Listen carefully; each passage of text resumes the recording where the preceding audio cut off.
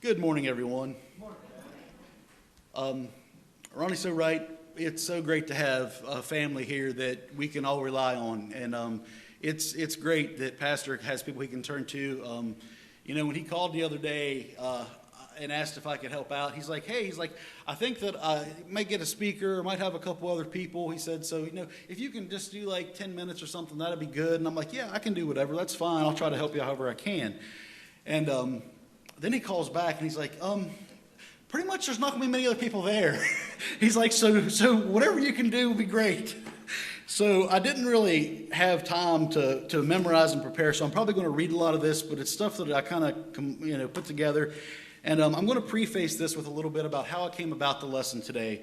And today I'm going to talk about the keys to the kingdom of heaven. And how this came about for me is, as you guys know, I'm a taxidermist. And anytime I do stuff, especially when I compete, when I do a competition piece, that piece is going to be shown to numerous people. So if I have a chance to incorporate my faith into those pieces, I like for it to be out there for the world to know, because I don't hide my faith. I want people to know my faith. So the piece I recently did were two bucks that had been fighting, and they were locked together. So if you know anything about this, when two bucks lock together, if they're not freed, one or both of those deer will die. The mount that I did depicted one deer that was alive, and he's locked to the other buck, which is dead. So he is carrying around the dead head of this buck. And when I compete, I like to give each piece a name. And so here I am, and I'm trying to think, what can I call this piece? And initially, I turned to Cain and Abel, and I thought that's good because one's dead, one's alive, and that kind of tells part of the story. But I also wanted to be something deeper than that. So I kept thinking about locked, things that are locked up. These bucks are locked together. So what can I find in the Bible that talks about locks or keys? Keys undo locks. So as I'm thinking about this, I start searching. I'm just searching the Bible for the word keys or the words locks. And I come across this verse, which is, "And I will give unto thee the keys of the kingdom of heaven, and whatsoever thou shalt bind on earth shall be bound in heaven, and whatsoever thou shalt loose on earth shall be loosed in heaven."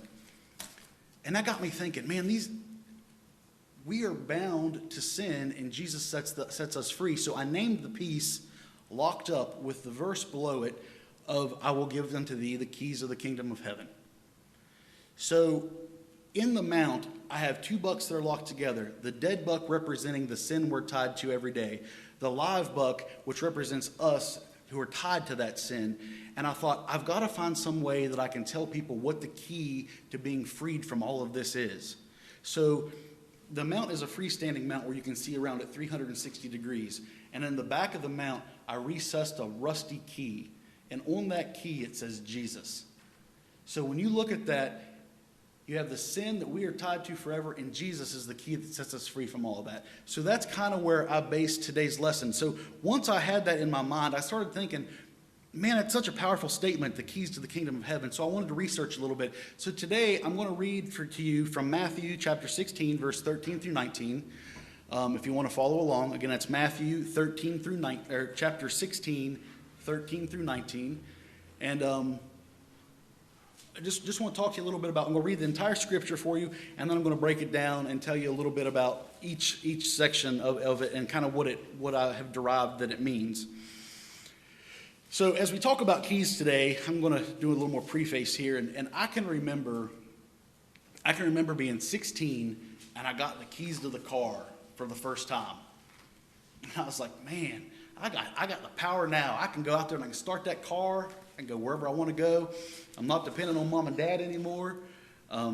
This is going to be great. I have freedom. Those keys represented freedom for me. I can equally remember the day that I got the keys to my first home. Got those keys, and now I have a house.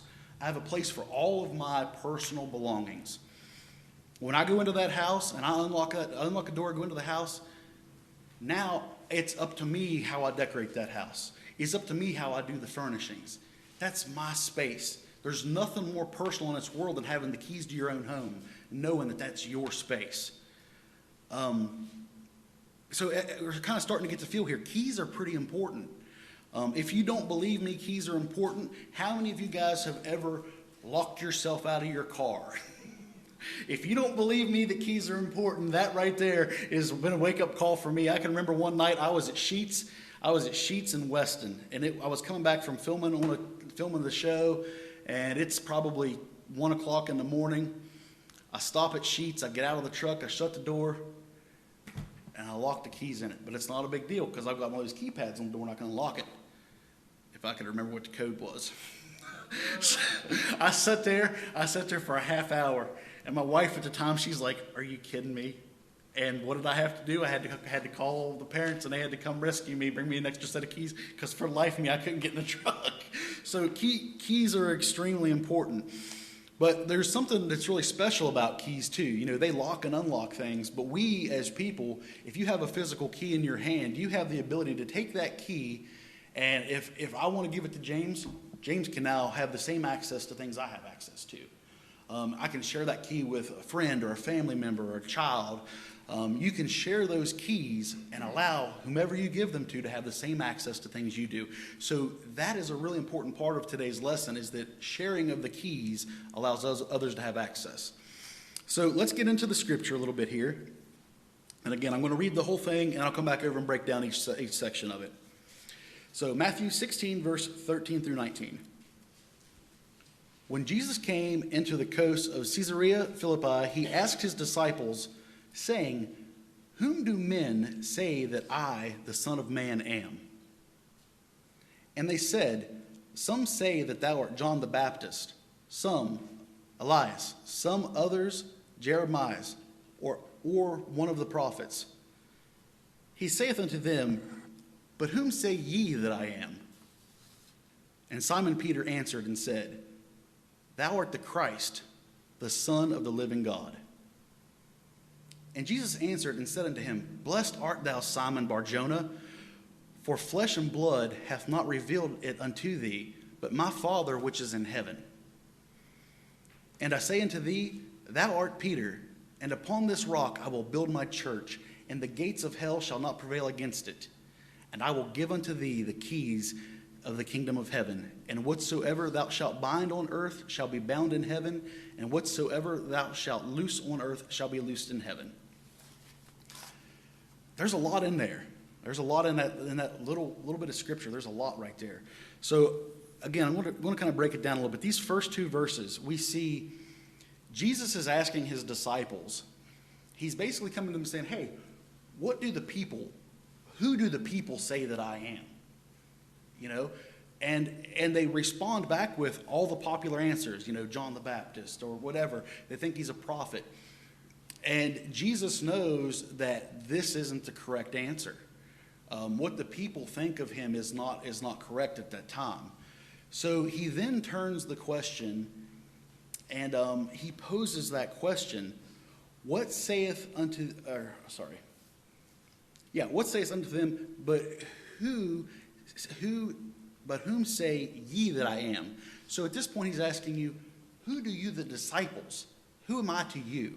Who am I as Jesus? Who am I to you, the disciples? So these are the people who know Jesus the best. These are the people who should have the answers. And as he turns to them and he asks them this question, you know, let's go back just for a second.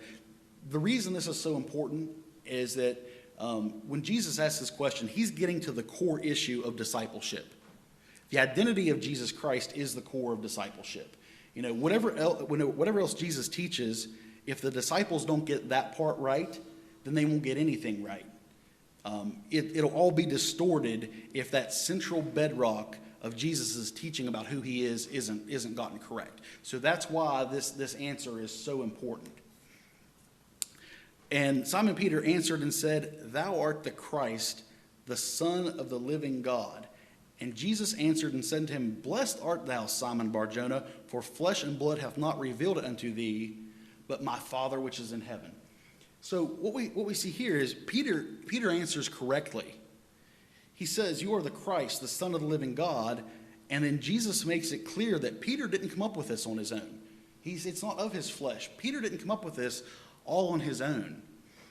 What it says is, but my Father in heaven. So my Father in heaven is who gave that to you. In other words, this central bedrock, the core of Jesus' teaching, was put in the mind of Peter by Jesus, not on his own.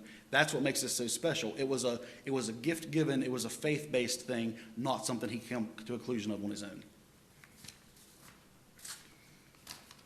So after Jesus praises Peter for his answer, he then goes on to say, and I say also unto thee that thou art Peter, and upon this rock I will build my church, and the gates of hell shall not prevail against it. So this can kind of be misconstrued, and it can be taken a couple of different ways. But again, as I talk to you today, I'm going to give you the way I interpret this scripture and the best understanding that I have from what I've researched and what I know it to be. So, it kind of sounds like when he says, thou art Peter, and upon this rock I will build my church. Let's be clear, he is not building the church upon Peter. That's not what he's saying here. What he's truly saying is he's building the church upon what Peter's answer was. So what he's telling us here, that he is telling us that that this is the foundation of his church and how it will be built. I'm sure we've all heard the song, "The Wise Man Built His House Upon the Rock." We've heard that since we were little. We sang the song. Well, the reason the wise man built his house upon the rock was because it's steadfast and it's long-lasting and it won't be damaged by things of the world. And that's what Jesus is doing here. He is saying this is the bedrock. This is the foundation. This rock, this stone is what I'm going to be building my church upon. So you think about that. In this verse, he's telling us the foundation of the church. That is what we should all be based in. That's what we should all be rooted in. That's what every church should be rooted in, is what he is building upon right here. And the thing about it is that Christ himself is the cornerstone. We all know that the cornerstone is the most important thing, and cornerstone is what Jesus is.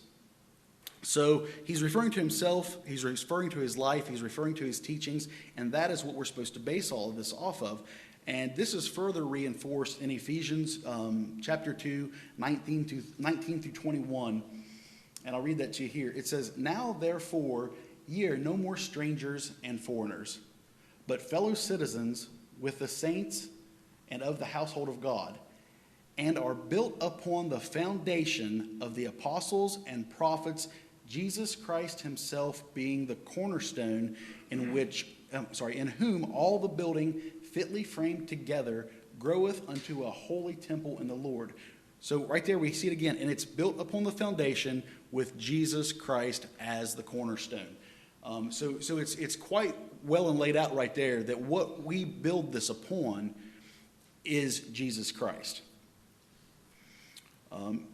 Jesus then goes on to say, and I will give unto thee the keys of the kingdom of heaven, and whatsoever thou shalt bind on earth shall be bound in heaven, and whosoever thou shalt loose on earth shall be loosed in heaven. So now we're into a little more of the meat and potatoes of all this. Now we're talking about the keys to the kingdom. Let's think just 1 second about how powerful that statement is. The keys to the kingdom of heaven. I'm talking pearly gates, gold streets, mansions, God, Jesus, lifetime and eternity, all of that. And he's like, here, I'm giving this to you. I don't want to give people the keys to my lease because I don't want nobody else on it. I don't want to give people the keys to my car because nobody else driving it. I don't want to give people the keys to my house because I don't want people in my space. And God, Jesus, is going to give us the keys to the kingdom of heaven. Think about that. Just think about that for a second. The keys to the kingdom. It blows my mind. I can't even comprehend someone loving me enough to give me the keys to heaven. And I don't have to pay for it. I don't have to bribe him. I don't have to do anything but believe in him. And he's given me that. Every time I read that, it's so powerful. The keys to the kingdom of heaven. Gosh, it just kind of blows my mind. So the disciples here, they're going to be the leaders of this new institution, and Jesus is giving them the authority, the keys, to open the doors to heaven and invite the world to enter. So at this point, we're talking about entering the kingdom of heaven. It's probably pretty important that I explain a little bit about, biblically speaking, how does one enter the kingdom of heaven? In John 3, chapter 3, verse 3, Jesus said, verily, verily, I say unto thee, except a man be born again, he cannot see the kingdom of heaven. So that's pretty cut and dry right there. If you want to go to heaven, you have got to be, you've got to be born again. So what exactly does born again mean? So we all know that being saved is how we are born again. And our belief in the birth, the death, and the resurrection of Jesus, that is also known as the gospel, that's how we are saved. Our belief in the gospel, that's, and proclaiming that is our salvation. That is what we do for that. So let's tie all that back. We were given the keys to the kingdom. We don't get into the kingdom without our belief in the gospel. Therefore, the spreading of the gospel is the key to the kingdom of heaven. That's what it is, in a nutshell. That is the foundation of the church. That is the foundation of our faith. That is what each and every person that is in this church right now should be doing, is living a life that spreads the gospel, that looks like the gospel, that is the gospel, so that other people can have that key to open the door to come to heaven. That's what it's all about. And again, that's the best part about keys, is being able to pass them along to somebody else. Being able to give them to someone and allow them to have that same experience that we have. Keys don't only unlock things, but keys can also lock things as well. So I think it has to be kind of said that if we have the keys to heaven, not only can we unlock heaven and go in, but we could also, by not believing, refuse that key or lock ourselves out. And I think, again, and this, I've done a lot of research on this, and the actual breakdown of how this is interpreted varied a lot amongst people, but this is what I have accepted and kind of believe in my own personal thoughts. So I'm going to share this part with you. Whenever he talks about the binding and the loosing of things on earth and in heaven,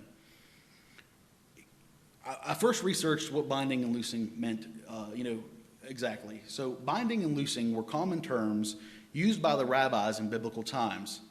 When the rabbis bound something, they forbade it, and when they loosed something, they permitted it.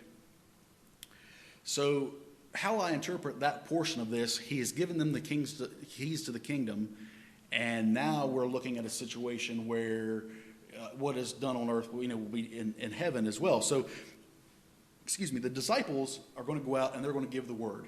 So they're spreading the keys. But not every person is going to turn that key. So if on earth you don't accept Jesus, you don't believe the Gospels, you don't follow along as you should, then you're not going to, then that will also carry into heaven. You'll not be in heaven. But on earth, if you embrace that and you unlock that door and you walk through that door, you're going to walk that same door in heaven. So whenever I read that portion of that, that's how I interpret that, is that what is done on earth will also be done as such in heaven. I don't think that it means, and again, there were some variations on this, but it's not up to us as people to be like, okay, you go to heaven and you go to heaven, but you don't go and you don't go and you go. It's not Oprah. It's not like you go to heaven and it's not how it works. It's a choice that is made by us, but what we do here will go with us, thereafter.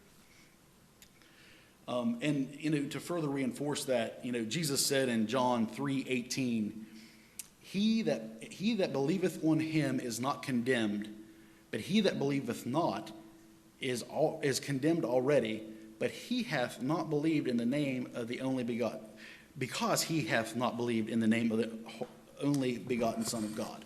So again, that just reiterates it right there. If you don't do it here on earth, there's not a second chance. You don't get to do it later on. It's either do it now or you don't get the opportunity to do it. So it's very important for us as Christians to understand that we are given a great power, and it's important for us to study the Word, to be true in the Word, because the only way that this key becomes true, the only way this key works, is that if we truly understand what we're telling people. Because if I come up here and I give you a false gospel, if I tell you something that's not true, or that's not true to the best of my knowledge, then the key, it's a broken key. It's not going to work. the key to all of this is knowing that what you tell is the truth, spreading that, and allowing other people to spread it as well. So that's kind of what I had for today, guys.